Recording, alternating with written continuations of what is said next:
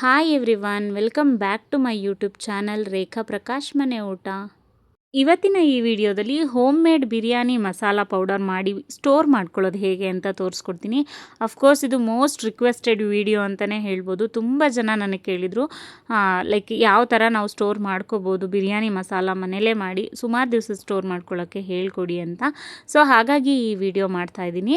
And ತುಂಬ simple, ಒಂದು 5-10 minutes ಕೊಟ್ಟು ನಾವು ಆರಾಮಾಗಿ ಮಾಡಿ ಎತ್ತಿಟ್ಕೋಬೋದು ಬಿರಿಯಾನಿ ಪೌಡರ್ನ. ಸೊ ಈ ಬಿರಿಯಾನಿ ಪೌಡರ್ ಇದ್ದರೆ ನೀವು ಯಾವಾಗ ಬೇಕಾದರೂ ಬಿರಿಯಾನಿ ಮಾಡ್ಕೋಬೋದು.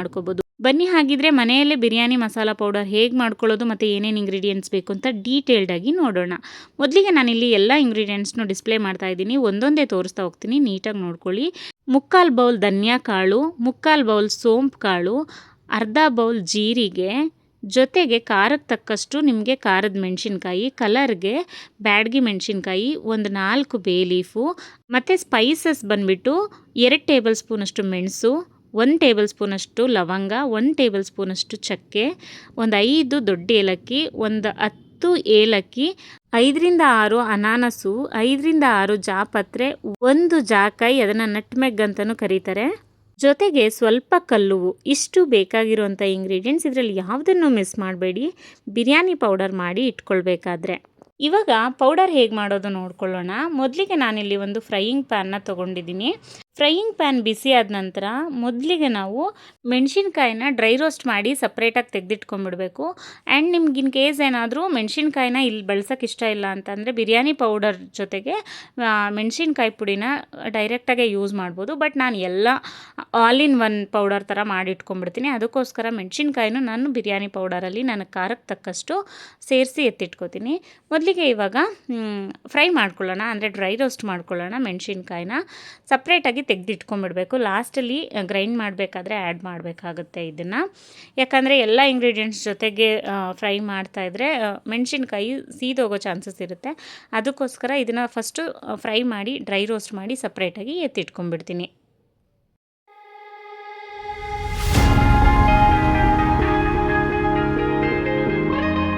ಇವಾಗ ಧನಿಯಾ ಕಾಳನ್ನ ಡ್ರೈ ರೋಸ್ಟ್ ಮಾಡ್ಕೊಳ್ಳೋಣ.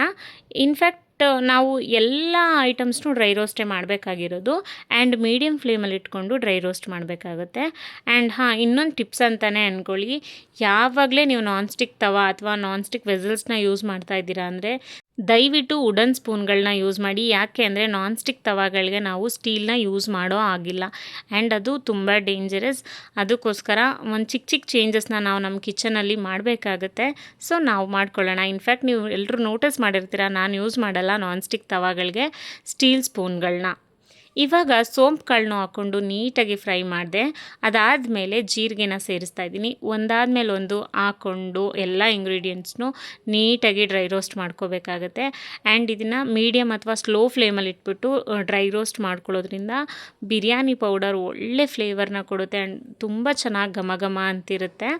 ಸೊ ಇವಾಗ ಇದೆಲ್ಲ ಫ್ರೈ ಆದಮೇಲೆ ನಾನು ಎಲ್ಲ ಸ್ಪೈಸಸ್ನ ಆ್ಯಡ್ ಮಾಡ್ಕೋತೀನಿ. ಮೊದಲಿಗೆ ಧನಿಯಾ ಕಾಳು, ಸೋಂಪು ಕಾಳು ಮತ್ತು ಜೀರಿಗೆನ ನೀಟಾಗಿ ಡ್ರೈ ರೋಸ್ಟ್ ಮಾಡ್ಕೋಬೇಕು. ಅದ್ರ ಜೊತೆಗೇ ನಾವು ಎಲ್ಲ ಮಿಕ್ಕಿದ ಸ್ಪೈಸಸ್ನ ಸೇರಿಸ್ಕೊಳ್ಬೇಕಾಗುತ್ತೆ.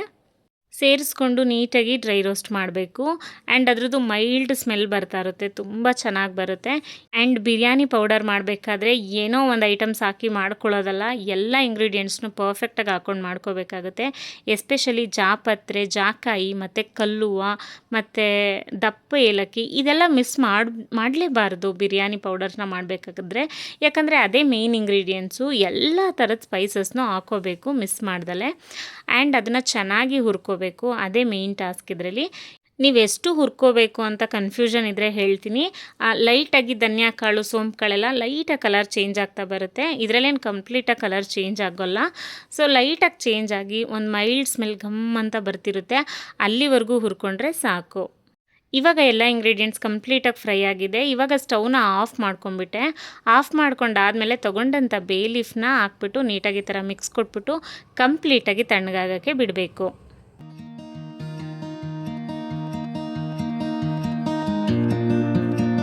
ಇವಾಗ ಹುರಿದಿರುವಂಥ ಎಲ್ಲ ಇಂಗ್ರೀಡಿಯೆಂಟ್ಸ್ ತಣ್ಣಗಾಗಿದೆ. ಆಲ್ರೆಡಿ ಹುರ್ಕೊಂಡಿರೋವಂಥ ಮೆಣಸಿನ್ಕಾಯಿನೂ ಮತ್ತೆ ಅದಕ್ಕೆ ಸೇರಿಸ್ಬಿಟ್ಟು ಇವಾಗ ಗ್ರೈಂಡ್ ಮಾಡ್ಕೊಳ್ಬೇಕಾಗತ್ತೆ. ನೋಡಿ ಎಷ್ಟು ಎಷ್ಟು ಐಟಮ್ಸ್ ಹಾಕಿದ್ದೀವಿ, ಎಷ್ಟು ಇಂಗ್ರೀಡಿಯೆಂಟ್ಸ್ ಹಾಕಿದ್ದೀವಿ ಅಂತ. ನಮ್ಮ ಸೌತ್ ಇಂಡಿಯನ್ ಫುಡ್ಡಲ್ಲಿ ಇದೇ ಸ್ಪೆಷಲ್ ಅಲ್ವಾ, ನಾವೆಷ್ಟು ಸ್ಪೈಸಸ್ನ ಯೂಸ್ ಮಾಡ್ತೀವಿ. ಆ್ಯಂಡ್ ಎಲ್ಲ ಸ್ಪೈಸಸ್ ಇನ್ಫ್ಯಾಕ್ಟ್ ತುಂಬ ಒಳ್ಳೆಯದು ಆರೋಗ್ಯಕ್ಕೆ, ಏನು ತೊಂದರೆ ಏನಿಲ್ಲ. ಬಟ್ ರೆಗ್ಯುಲರಾಗಿ ನಾವು ಸ್ಪೈಸಸ್ ತಿನ್ನಬಾರ್ದು, ಅದೇ ಅಷ್ಟೇ ಇಂಪಾರ್ಟೆಂಟು. ಸೊ ಇವಾಗ ಇದನ್ನು ಗ್ರೈಂಡ್ ಮಾಡಿಕೊಂಡು ಪೌಡರ್ ಮಾಡ್ಕೊಳ್ಳೋಣ. ಪೌಡರ್ ಸ್ವಲ್ಪ ನೈಸ್ ಪೌಡರ್ನ ಮಾಡ್ಕೊಳ್ಳಿ. ನಾನಿವಾಗ ಇದನ್ನು ಮಿಕ್ಸಿ ಜಾರಿಗೆ ಸೇರಿಸ್ಬಿಟ್ಟು ನೀಟಾಗಿ ಗ್ರೈಂಡ್ ಮಾಡ್ಕೋತೀನಿ ಪೌಡರ್ ಮಾಡ್ಕೊಳ್ಳೋಕ್ಕೆ. ಇಲ್ಲಿ ಇವಾಗ ಬಿರಿಯಾನಿ ಪೌಡರ್ ಗ್ರೈಂಡ್ ಆಗಿದೆ. ಸೊ ಬನ್ನಿ ನೋಡೋಣ ಹೇಗಾಗಿದೆ ಅಂತ ಹೇಳಿಬಿಟ್ಟು. ಸಖತ್ ಘಮ ಘಮ ಅಂತ ಇದೆ ಗೊತ್ತಾ, ನಿಜವಾಗ್ಲೂ ಗ್ರೈಂಡ್ ಮಾಡಾದ್ಮೇಲಂತೂ ಸಖತ್ ಫ್ಲೇವರ್ ಬರ್ತಾಯಿದೆ. ನಾನು ಆಲ್ರೆಡಿ ಬಿರಿಯಾನಿ ಮಾಡ್ತಾಯಿದ್ದೀನೇನೋ ಅನ್ನೋ ಫೀಲ್ ಬರ್ತಾಯಿದೆ ಈ ಸ್ಮೆಲ್ ನೋಡ್ತಾ ಇದ್ದರೆ. ಎಷ್ಟು ಘಮ್ ಅಂತಿದೆ ಗೊತ್ತಾ. ನಿಜವಾಗ್ಲೂ ನಾವು ಆಚೆ ಕಡೆಯಿಂದ ಬಿರಿಯಾನಿ ಪೌಡರ್ ತಂದು ಬಿರಿಯಾನಿ ಮಾಡಬಾರ್ದು, ಈ ಥರ ಮಾಡಿಕೊಂಡೇ ಬಿರಿಯಾನಿ ಮಾಡಬೇಕು ಅಂತ ಅನ್ನಿಸ್ತಾ ಇದೆ. ಅಷ್ಟು ಚೆನ್ನಾಗಿ ಘಮ ಘಮ ಅಂತ ಇದೆ. ಇನ್ಫ್ಯಾಕ್ಟ್ ನಾನು ಇದನ್ನು ಬಿರಿಯಾನಿಗೆ ಮಾತ್ರ ಅಲ್ಲದೆ ಪಲಾವ್ಗಳು, ರೈಸ್ ಬಾತ್ಗೂ ಎಲ್ಲ ಬಳಸ್ತೀನಿ. ಇವಾಗ ಇದನ್ನು ಒಂದು ಟೈಟ್ ಕಂಟೈನರ್ಗೆ ಸ್ಟೋರ್ ಮಾಡಿ ಎತ್ತಿಟ್ಕೋತೀನಿ. ನಾನು ತುಂಬ ದಿನ ಬಳಸ್ಬೋದು. ನಾನು ಈ ಬಿರಿಯಾನಿ ಪೌಡರ್ನ ಬರೀ ಬಿರಿಯಾನಿಗೆ ಮಾತ್ರ ಯೂಸ್ ಮಾಡಲ್ಲ, ನನಗೆ ಇದು ಫ್ಲೇವರ್ ಇಷ್ಟ ಆಗುತ್ತೆ ಅಂತ ಹೇಳಿಬಿಟ್ಟು ರೈಸ್ ಬಾತು, ಪಲಾವ್ಗಳು ಎಲ್ಲದಕ್ಕೂ ಯೂಸ್ ಮಾಡ್ತಾ ಇರ್ತೀನಿ. ನಾನು ಹೇಗೆ ಬಳಸ್ತೀನಿ ಅಂತಲೂ ತೋರಿಸ್ತೀನಿ. ಈ ಬಿರಿಯಾನಿ ಪೌಡರ್ನ ಯೂಸ್ ಮಾಡಿಕೊಂಡು ನಾನು ಏನೇನು ರೆಸಿಪಿನ ನಿಮಗೆ ತೋರಿಸ್ಬೋದು ಅಂತ ಅಪ್ಕಮಿಂಗ್ ವೀಡಿಯೋಸಲ್ಲಿ ನಾನು ತೋರಿಸ್ತೀನಿ. ಇದೊಂದು ಬಿರಿಯಾನಿ ಪೌಡರ್ ಇದ್ದರೆ ಸಾಕು, ನೀವು ಬೇರೆ ಏನು ಎಕ್ಸ್ಟ್ರಾ ಪೌಡರ್ಸ್ನ ಆ್ಯಡ್ ಮಾಡೋ ಹಾಗಿಲ್ಲ. ಜಸ್ಟು ಈರುಳ್ಳಿ ಒಗ್ಗರಣೆ ಆ ಥರ ಕೊಟ್ಕೊಂಡು ಒಂದು ರೈಸ್ ಬಾತ್ ಮಾಡ್ಕೋಬೋದು, ಅಥವಾ ಬಿರಿಯಾನಿನೂ ಅಷ್ಟೇ ಇನ್ಸ್ಟಂಟಾಗಿ ಮಾಡ್ಕೋಬೋದು. ಆ ಥರದ್ದು ನಾನು ಅಪ್ಕಮಿಂಗ್ ವೀಡಿಯೋಸಲ್ಲಿ ತೋರಿಸ್ತಾ ಹೋಗ್ತೀನಿ. ಸೊ ಇದಾಗಿತ್ತು ಇವತ್ತಿನ ಒಂದು ಸ್ಪೆಷಲ್ ವೀಡಿಯೋ. ಈ ವಿಡಿಯೋ ನಿಮ್ಗೆ ಇಷ್ಟ ಆಗಿದ್ರೆ ದಯವಿಟ್ಟು ಲೈಕ್ ಮಾಡಿ, ಶೇರ್ ಮಾಡಿ, ಹಾಗೆ ಕಾಮೆಂಟ್ ಮಾಡಿ. ನಾನು ತೋರಿಸಿರುವಂಥ ಮೆಥಡಲ್ಲಿ ಒಂದು ಸಲ ಬಿರಿಯಾನಿ ಪೌಡರ್ನ ಮಾಡಿಟ್ಕೊಂಡು ಟ್ರೈ ಮಾಡಿ, ಹೇಗೆ ಬಂತು ರೆಸಿಪಿ ಅಂತ ನನಗೆ ಕಾಮೆಂಟ್ ಮಾಡಿ. ಐ ಹೋಪ್ ನಿಮಗೆ ಖಂಡಿತ ಇಷ್ಟ ಆಗುತ್ತೆ ಈ biryani powder. Thank you so much.